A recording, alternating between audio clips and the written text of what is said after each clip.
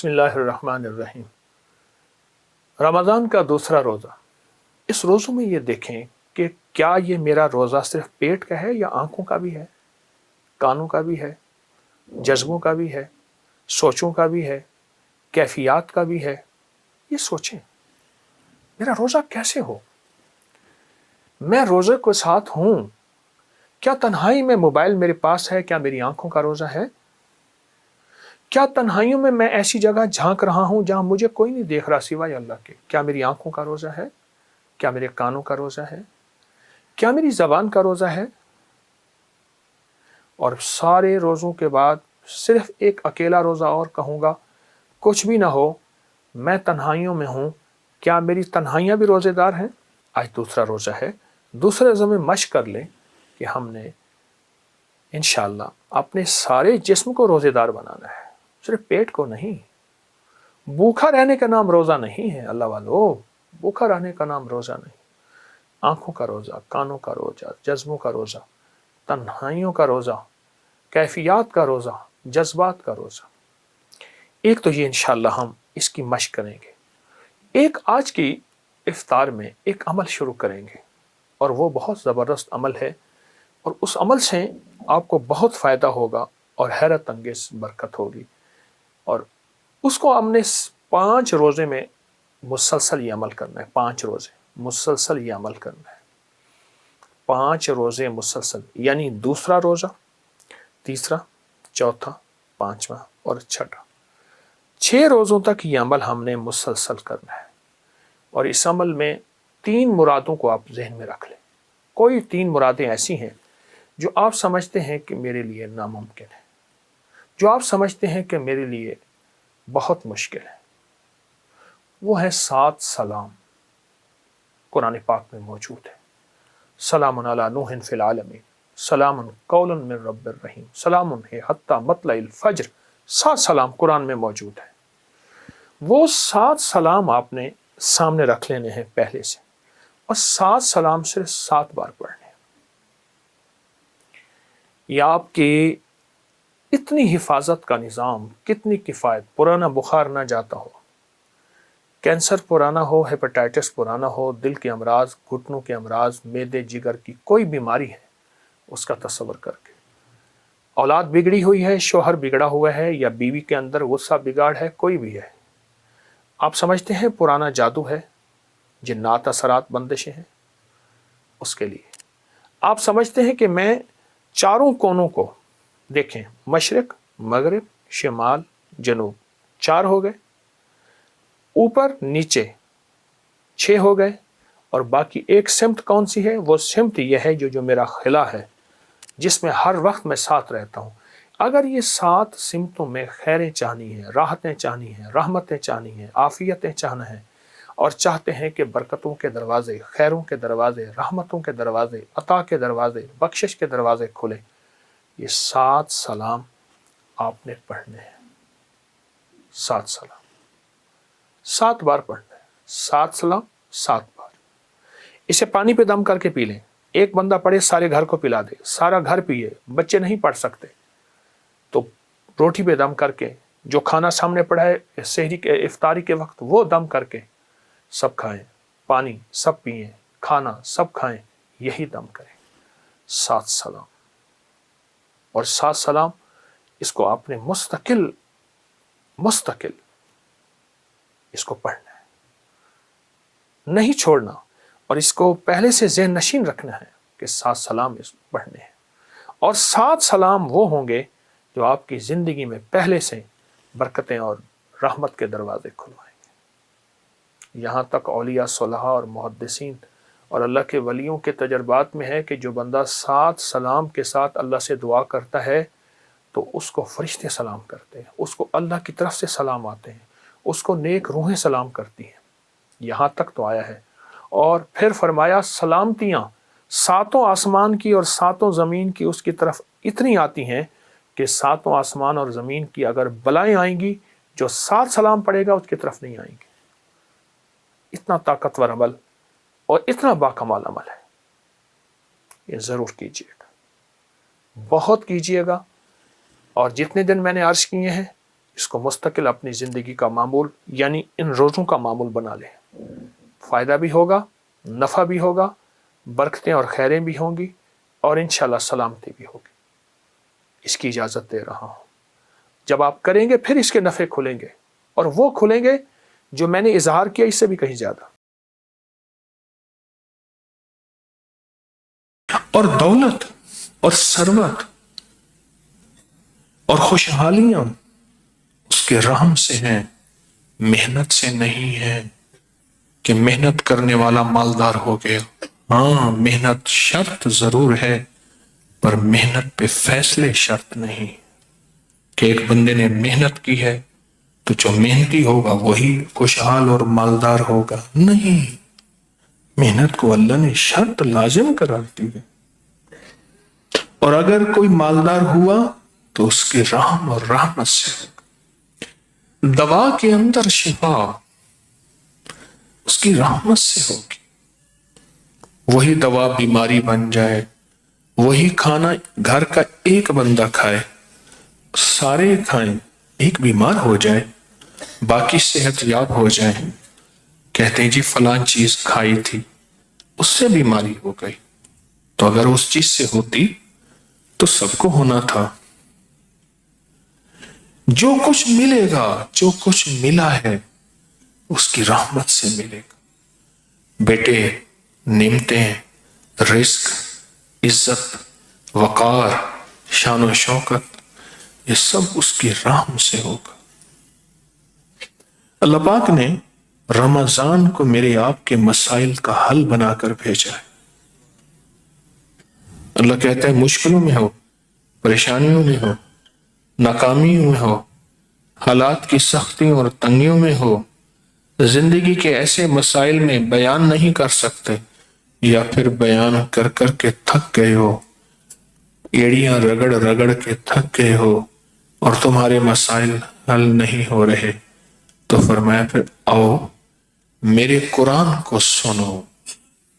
سنو صرف فَاسْتَمِعُوا لَهُ وَأَنصِتُوا. قرآن میں اللہ پاک فرماتے ہیں میرے قرآن کو توجہ سے، غور سے سنو، دھیان جما کے سنو. ترجمہ سمجھ میں آئے نہ آئے، میری شرط صرف اتنی ہے فَاسْتَمِعُوا لَهُ وَأَنصِتُوا. بس یہ میری شرط ہے. فَاسْتَمِعُوا لَهُ وَأَنصِتُوا. آگے اس کے اوپر ملے گا کیا؟ لَعَلَّكُمْ تُرْحَمُونَ، تاکہ تم پر میں رحم کر دوں. کیوں؟ میرے اللہ کو بھی پتا ہے جو فیصلہ ہوگا میرے رحم سے ہوگا، جو عطا ہوگی میرے رحم سے ہوگی، جو بخشش ہوگی میرے رحم سے ہوگی، تونگری بیٹے میرے رحم سے ہوں گے، گھروں کی خوشحالی میرے رحم سے ہوگی، دلوں کا جوڑ میرے رحم سے ہوگا، میری شفقت اور میری عطا سے ہوگا. لَعَلَّكُمْ تُرْحَمُونَ، تاکہ میں تم پر رحم کروں. اللہ پاک نے یہ نہیں فرمایا اس کی تفسیر پہ غور کرو، اس کے ترجمے پہ غور کرو. اللہ نے یہ نہیں فرمایا کہ اس کے سننے میں نعرے لگاؤ، ہائے ہائے کرو. نہ، توجہ اور غور سے سنو. فَاسْتَمِعُوا لَهُ وَأَنصِتُوا. یہ فَاسْتَمِعُوا لَهُ وَأَنصِتُوا کا معنی میں صرف اتنا کروں گا کہ ایک بندہ آپ جا رہے تھے اور جاتے جاتے تو آپ کو ایک چیز نظر آئی، وہ دیکھو وہ چیز ہے. ہاں اچھا. ہم ایک دفعہ صحرا میں جا رہے تھے تو صحرا میں نا سامنے دن کی روشنی میں ہرن بھاگ رہے تھے. عموماً دن میں ہرن نہیں نکلتے، چھپتے ہیں، بھاگ رہے تھے. پھر بھولے ایسے ہیں کھڑے ہو کے دیکھنے لگ جاتے، بھئی بھاگ جاؤ کوئی گولی لگ جائے. اچھا وہ حیرت سے اس کو دیکھ رہے ہیں. ابھی اسی کچھ پہلے ایک ملک میں تھے تو وہاں شیر کے دھاڑنے کی آواز سنی. یہ شیر ہے. اس نے کہا جی ایک بندہ ہے اس نے شیر رکھے ہوئے ہیں. آپ کوئی بھی انوکھی چیز سنیں ایک دم حیرت زدہ ہو جائیں اور بھول جائیں اپنی زندگی کا نظام. جب آپ اپنے آپ کو بھول جائیں اور اس آواز کی طرف توجہ کریں، اس شکل کی طرف توجہ کریں، اس منظر کی طرف توجہ کریں، جب اپنے آپ کو بھول جائیں، اس کو کہتے ہیں فَاسْتَمِعُوا لَهُ وَأَنصِتُوا۔ میں نے اس کا مفہوم بتایا ہے، فَاسْتَمِعُوا لَهُ وَأَنصِتُوا، آؤ میرے قرآن کو سنو، پھر سب کچھ اپنا بھول جاؤ۔ ملا نہ ہن کہیں کار دے، شیوے نہ جانے نے یار دے، نہ ملک ملک اتے مال دے، نہ زال دے نہ بال دے، ہر دم خدائی خیال دے، گم کر گما یک رو رہن، یہ ہے فَاسْتَمِعُوا لَهُ وَأَنصِتُوا۔ گم کر گما، سارے گمان گم ہو جائیں، ساری سوچیں گم ہو جائیں، سارے جذبے گم ہو جائیں، سارے ولولے گم ہو جائیں، ساری چاہتیں گم ہو جائیں، گم کر گما، سارے گمان گم، کیا ہوں یک روح رہن، ایک روح، کیا جدھر دیکھتا ہوں ادھر تو ہی تو ہے۔ آؤ اپنے مسائل حل کرواؤ، پر یاد رکھنا تمہارے مسائل میری رحمت کے بغیر حل نہیں ہو سکتے، میری بخشش کے بغیر حل نہیں سکتے، میری عطا کے بغیر حل نہیں ہو سکتے۔ اگر مسائل حل کرانے ہیں تو میری رحمت چاہیے۔ جہنمی کو صرف اتنی خبر ہوگی اور جہنمیوں کو صرف اتنا پتا ہوگا کہ اگر اس کریم کی بارگاہ میں کچھ ہے تو پھر رحم ہے، اس لیے صرف وہ ایک لفظ پکار سکے گا، رحم رحم رحم، ایک لفظ پکار سکے گا، اس کو کوئی لفظ کا پتہ ہی نہیں ہوگا۔ اور آپ کتنے خوش قسمت تراویحیں پڑھنے والے، قرآن پڑھنے اور سننے والے، قرآن پہ توجہ کرنے والے، قرآن کو دھیان دینے والے، کتنے مبارک ہیں رمضان کی پہلی تراویح، اور کتنے سعادت مند ہیں کہ اللہ پاک فرماتے ہیں رشتہ تو یہ ہے نہیں، 100 اس کے دل میں سوچیں، 100 گمان، 100 خوف، 100 وسوسے، 100 دل کی آسیں، امیدیں، دل کی کیفیتیں، یہ ساری موجود ہیں اس کے اندر، پھر میری کلام پہ بار بار توجہ دیتے ہیں۔ امام زین العابدین شہنشاہ ولایت، اور میں جب قرآن سنتے تھے چہرہ فک ہو جاتا تھا، رنگ اڑ جاتا تھا، خون خشک آ جاتا تھا، نڈھال ہوتے تھے اور بعض اوقات گر پڑتے تھے اور پوچھتے کہ آقا یہ کیا ہے؟ فرمایا یہ اس رب کا کلام ہے جس رب کے پاس میری ان قریب حاضری ہوگی۔ یہ ان کے دلوں میں یہ عظمت تھی، اور ان ہستیوں نے، اہل البیت نے، ان ہستیوں نے ہمیں یہ عظمت سکھائی ہے۔ خیال کرنا قرآن کی یہ عظمت ہے۔ ہمارے تو مسائل حل ہو گئے، تراویح کے نام پہ قرآن سننا، فجر کی قرات میں، مغرب کی قرات میں، عشاء کی قرات میں قرآن سننا، حافظ کا قرآن سننا، اپنا انفرادی بیٹھ کے رمضان میں قرآن کے ختم در ختم کرنا، تو مسئلے حل ہو گئے۔ میرا اللہ کہتا ہے کہ توجہ کرو، دھیان کرو، مولا پھر دے گا کیا؟ تم میں رحم کر دوں گا۔ اللہ رحم میں کیا ہوگا؟ کہا کہ میرے تیرے سارے مسائل کا حل ہی میرے رحم میں ہے۔ تیری ساری مشکلات، تیری ساری ناکامیاں، تیرے سارے غم اور تیری اولاد کے بخت، نصیب، مقدر، یہ سب میرے رحم میں ہے، میرے رحم میں، یہ سب رحم میں ہے، یہ سب رحم میں ہے۔ ایک درویش تھے، اس دنیا سے رخصتی کا وقت آیا تو ایک لفظ فرما رہے تھے، رحم رحم رحم۔ لوگ کہتے تھے حضرت کلمہ پڑھیں، لا الہ الا اللہ، فرماتے تھے رحم رحم۔ تو انہوں نے سمجھا شاید سکرات لگی ہے، آخری وقت ہے اور کلمہ بھول رہے ہیں، تو انہوں نے ذرا تھوڑا سا ہلا کے کہا حضرت کلمہ پڑھیں۔ کلمہ پڑھ کے کہنے لگے یاد ہے اس کلمے کو قبول بھی اس کا رحم کرے گا، کہیں ایسا نہ ہو میرے منہ پہ نہ مت دیا جائے۔ کلمہ یاد ہے، پڑھ لیا ہے، اور اس کو قبول بھی اس کا رحم کرے گا. کہا بنی اسرائیل میں ایک بندہ 500 سال تک عبادت کرتا رہا. 500 سال جب اللہ کے حضور پہنچا، میرے بندے کیا لایا؟ عبادت. پل بھر بھی تیری نافرمانی میرا اللہ نہیں لایا. میرے بندے کیا لایا؟ سجدے.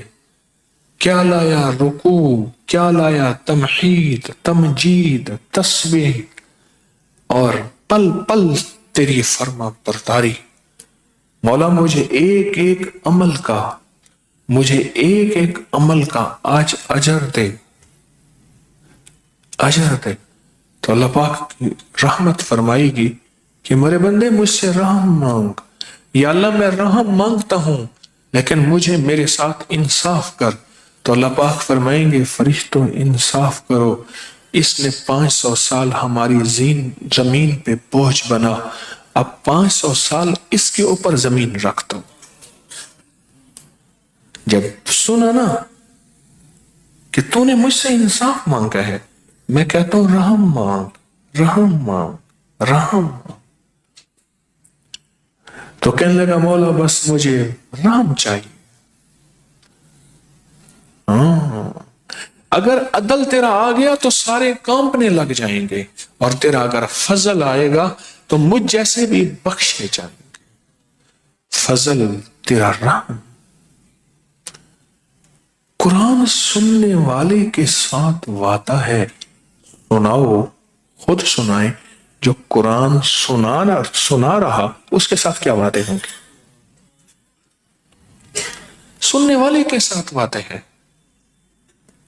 کہ اس کا قرآن توجہ سے سنو، اس کا قرآن دھیان سے سنو، اور اس کے قرآن سنتے ہوئے بے گمان، بے خیال، بے تصور ہو جاؤ، ڈوب جاؤ. یاد میں تیری سب کو بھولا دوں، کوئی نہ مجھ کو یاد رہے. تجھ پہ سب گھر بار لٹا دوں، خانہ دل آباد رہے. نظر سے اپنی سب کو گرا دوں، فقط تجھ سے فریاد رہے. اور کہ جس کی اولاد اس کے حق میں نہیں ہے اور اس کے بس میں نہیں ہے، اور اولاد کے معاملے میں وہ تھک چکا ہے.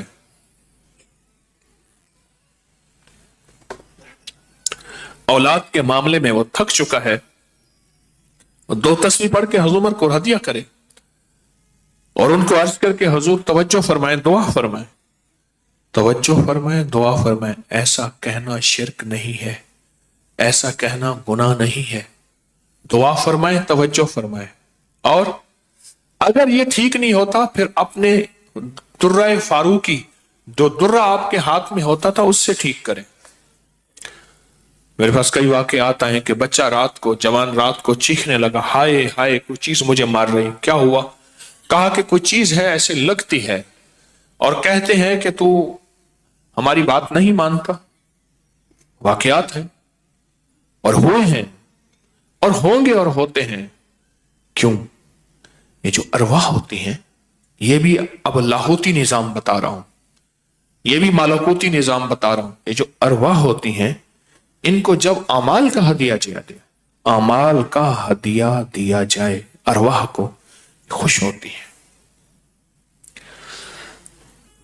فرمایا جتنی نیک روحیں ہیں وہ کندیلوں کی طرح، فانوس کی طرح، کندیلوں کی طرح، فانوس کی طرح اللہ کے عرش کے ساتھ لٹکی رہتی، عرش کے ساتھ لٹکی رہتی.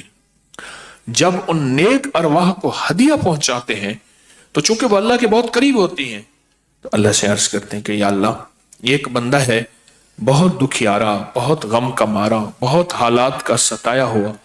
یا اللہ اس بندے پہ ترس کھا، اللہ اس پہ رحم فرمائے، اور یا اللہ اس بندے کی مشکل حل فرمائے. تو اللہ پاک جل شانہ ایک نیک ارواح کی دعاؤں کو قبول فرماتے ہیں. یہ جو ہمارا ذکر خاص ختم خواجگان ہے، صدیوں سے چلا آ رہا ہے. اولیاء صالحین کے تجربات میں یہ پڑھ کے پھر ان ارواح کو ہدیہ کرتے ہیں، پھر ان کے وسیلے سے دعا کرتے ہیں، تو دعائیں قبول ہوتی ہیں. دعائیں قبول ہوتی ہیں. اور دعاؤں میں تاثیر ملتی ہے اور دعاؤں میں طاقت ملتی ہے اور واقعتاً ملتی ہے، اور اس کے اندر بہت طاقت ملتی ہے، بہت تاثیر ملتی ہے اور بہت کمال ملتا ہے۔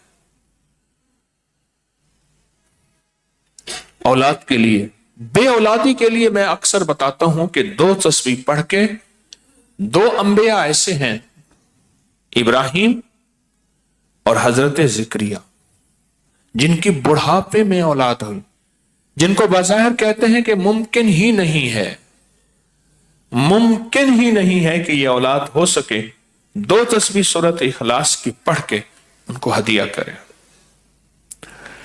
2 تسبیح سورۃ اخلاص کی پڑھ کے ان کو ہدیہ کرے، ان کو ہدیہ کرے، 2 تسبیح سورۃ اخلاص کی پڑھ کے ان کو ہدیہ کرے۔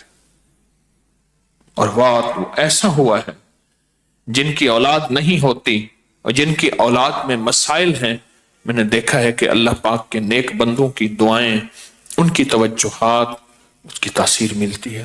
سورۃ اخلاص کی برکات کا حصہ ہے۔ ہم 10 صورتیں بیان کر رہے ہیں، 10 صورتیں 10 راز، آج سورۃ اخلاص ہے، یہ اس کی تاثیر بیان کر رہا ہوں۔ میں ایک درویش کے پاس گیا، انہوں نے مجھے اپنی تسبیح دی۔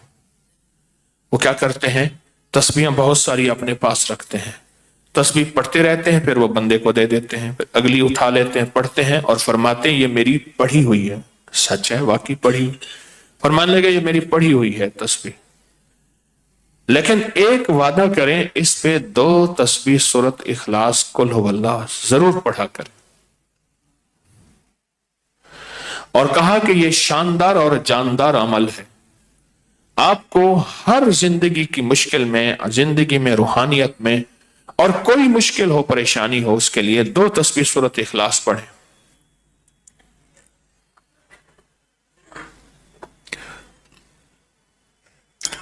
2 تسبیح سورۃ اخلاص پڑھیں۔ کبھی نہ کبھی اگر چاہتے ہیں کہ کوئی ایسا عمل ہو جو رونگٹے کھڑے کر دینے والا عمل ہو، رونگٹے کھڑے کر دینے والا عمل ہو، رونگٹے کھڑے کر دو، سورۃ اخلاص پڑھیں، صرف ایک بار۔ اور جب پہنچے نا اللہ الصمد قل هو اللہ احد اللہ الصمد۔ میں یہاں بھونٹ پورا میں کچھ دن رہا، اور ایک صاحب میرے پاس آئے، مجھ سے کہنے لگے کہ کسی نے ایک ایسا کالا جن اور ایسا خطرناک جن مسلط کیا ہے کہ جو میں آنکھوں سے دیکھتا ہوں، اور میری بیوی آنکھوں دیکھتی ہے، بچوں کو نظر نہیں آتا، کوئی گھر میں آئے اس کو نظر نہیں آتا، میں آنکھوں میں دیکھتا ہوں۔ کہنے لگا ایسے دیوار کے اندر چلا جاتا ہے، پھر دیوار سے باہر نکل آتا ہے، چھت کے اندر جاتا ہے اور چھت پھٹتی محسوس ہوتی ہے، ہم ڈر کے بعض اوقات ہٹ جاتے ہیں کہ چھت پھٹی ہے گر نہ جائے، پھر وہ مل جاتی ہے، پھر ایسے چلا جاتا ہے۔ وہ کالا جن ایسے چلا جاتا ہے، ایسے آ جاتا ہے۔ کہا کہ اسے کسی نے ہمارے اوپر مسلط کیا ہے، مسلط کیا ہے۔ ان کے کچھ مسائل تھے، کوئی آپس میں مسلط کیے، اور کہا کہ وہ جن ایسا ہے، ہمیں عبادت نہیں کرنے دیتا، تسبیح نہیں کرنے دیتا، وظیفے نہیں کرنے دیتا، اعمال نہیں کرنے دیتا، ہمارا منہ بند کرتا ہے۔ مجھے آج بھی اس بندے کے الفاظ یاد ہیں، 2 اس کے ساتھ بوڑھی خواتین تھیں، ایک بہن تھی، ایک بیوی تھی، بیچارہ حالات کا ستایا مارا ہوا، کوئی 60 65 کے 70 کے قریب اس کی عمر تھی۔ کہنے لگا کہ جب میں قل هو اللہ پڑھتا ہوں تو اس کی گرفت ڈھیلی پڑ جاتی ہے، اور جب میں پڑھتا ہوں نا اللہ الصمد،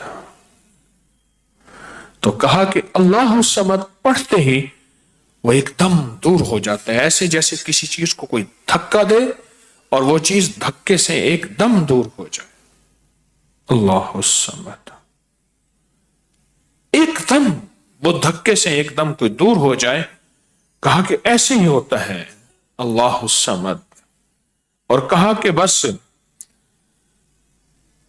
بس یہی وظیفہ جو ہے کہا کہ مجھے مفید ہوا ہے، موافق ہوا ہے،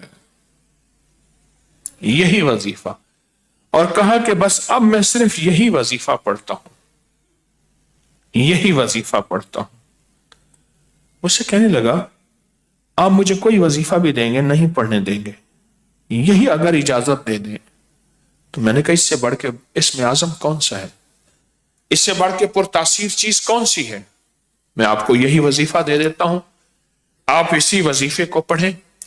پھر میں نے اس کو ایک ترکیب بتائی، آپ کو ہی بتاتا ہوں، شاید میں زندگی میں پہلی دفعہ بتا رہا ہوں یا پہلے بتائی ہوگی، جہاں تک میری یادداشت ہے پہلی دفعہ بتا رہا ہوں۔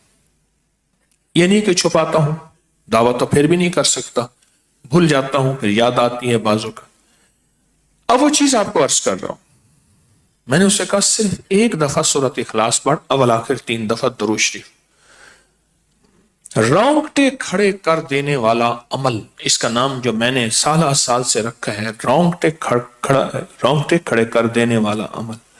حدیث میں آتا ہے، مفہوم ہے کہ جب بندے کی اضطراری کیفیت ہوتی ہے، بے چین، بے قرار، پریشان ہوتا ہے، مضطر، اس وقت عرش الہی ایک دم میں حرکت میں آتا ہے، رحمت متوجہ ہوتی ہے اور اللہ کا عرش ہل جاتا ہے۔ رونگٹے کھڑے کر دینے والا عمل، ایسا عمل جس میں انسان جو ہے بس ایک پل میں ایسے بے چین، بے قرار ہو۔ اس کی ترکیب یہ ہے کہ والا کر درود پاک 3 بار، ایک دفعہ سورۃ اخلاص پڑھیں، اور پڑھ کے جب اللہ الصمد پہ پہنچے نا تو اس کو ہلکا ہلکا دل میں دہرائیں، اللہ الصمد، اللہ الصمد، دہرائیں، توجہ سے دہراتے جائیں، دہراتے جائیں، دہراتے جائیں۔ پہلے الفاظ آتے ہیں، غور سے سنیے گا، پہلے الفاظ آتے ہیں،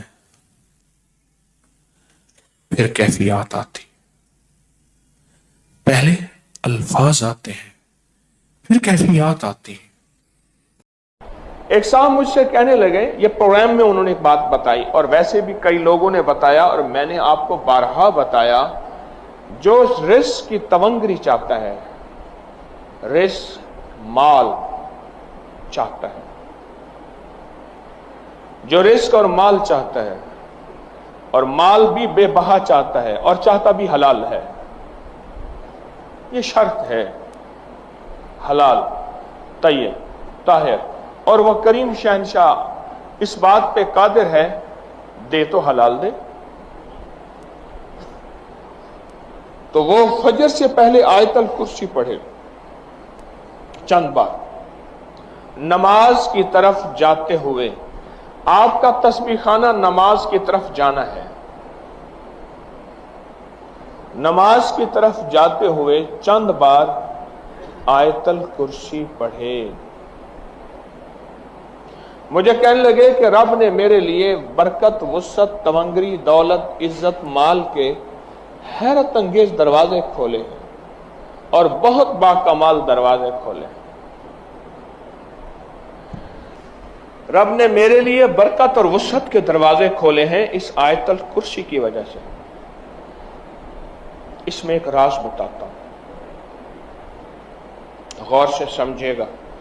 رات کو آفات اور بلائیں اترتی ہیں، غور سے نکتہ سنیے گا، آیت الکرسی کا راز سنیے گا۔ کوئی بھی عمل کر رہے ہیں، بیکار نہیں کر رہے آپ۔ افحسبتم انما خلقناکم عبثا، تم سمجھتے ہو کہ ہم نے تمہیں بیکار پیدا کر دیا؟ رات کو رحمتیں اترتی ہیں، آفات اترتی ہیں، آفات کا کچھ حصہ فجر تک رہتا ہے، رحمتوں کا حصہ فجر تک رہتا ہے۔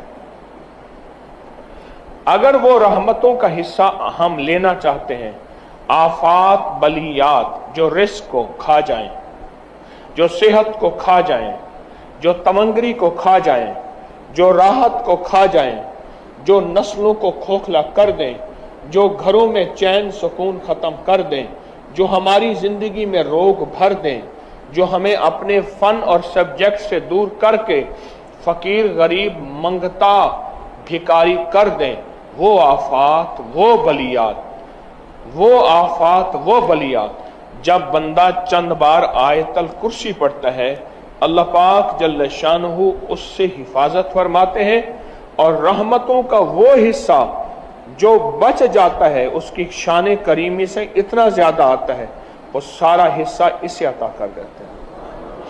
इसलिए बंदे कहते हैं कि फजर से पहले हम आयतल कुर्सी जब पढ़ते हैं, मस्जिद की तरफ जाते हुए हम तमंगर हो जाते हैं, हम मालदार हो जाते हैं, हम सखी बन जाते हैं, हमारे लिए रिस्क वुसअत के दरवाजे खुल जाते हैं, बरकत और आफियत के दरवाजे खुल जाते हैं। इसलिए कहते हैं सुबह एक सांस लेती है और सांस जिंदगी है, सांस के बगैर जिंदगी नहीं। वो सांस रिस्क है, सेहत का है, बरकत का है, रहमत का है, राहत का है, आफियत का है। और उसमें आप आयतल कुर्सी पढ़ लेते हैं और आयतल कुर्सी पढ़ने से वो तूफान, वो बलाएं, वो आफात, वो बलियात, वो परेशानियां, वो मसाइल, वो मुश्किलात अल्लाह के नाम की बरकत से टल जाती हैं। एक हिसार, एक हिफाजत, एक कड़ा और एक ताकत का निजाम आपके इर्द गिर्द आ जाता है। ये आयतल कुर्सी का राज है। फिर अगली बात, आयतल कुर्सी इसमें आजम है। आयतल कुर्सी इसमें आजम है। जो भी इसमें आजम नमाज फजर सुन्नतों और फर्जों के दरमियान पढ़ा जाए, आयतल कुर्सी के अमल में यह बात शामिल है कि सुनते घर में पढ़ें, यह अमल में हिस्सा है। आप चूंकि तस्बीह खाने में हैं, आपके ये दोनों अमल कबूल हैं। सुन्नतें पढ़ के घर में और चलते हुए आप आयतल कुर्सी पढ़ें। सुन्नतों और फर्जों के दरमियान का जो अमल है, कबूलियत का अमल है। उसकी वजह है अमल से पहले दुआ कबूल होती है, अमल के दरमियान दुआ कबूल होती है, अमल के बाद दुआ कबूल होती है। अब दराजात हैं, अमल से पहले दुआ कबूल होती है, अमल के दरमियान दुआ मकबूल होती है, अमल के बाद दुआ महबूब होती है। अमल से पहले दुआ कबूल होती है, अमल के दरमियान दुआ मकबूल होती है, अमल के बाद दुआ महबूब होती है। आप आयतल कुर्सी जब पढ़ रहे हैं, हिफाजत का अनोखा निजाम है और इसमें आजम की अनोखी तासीर है और इसमें आजम का अनोखा ताकत का कमाल है। इसमें आजम की ताकत और कमाल की बरकत यह है कि आपकी जिंदगी में तरक्कियां, इज्जतें, शान और शौकतें, सारा दिन की हिफाजत, सारे दिन का रिज़्क़ और सारे दिन की किफायत, हर आफत, हर बला, हर वबा, हर दुश्मन, हर वार और हर हासिद का हसद, हर नजर बद की नजर से अल्लाह पाक इस आयतल कुर्सी की बरकत से महफूज फरमा देते हैं।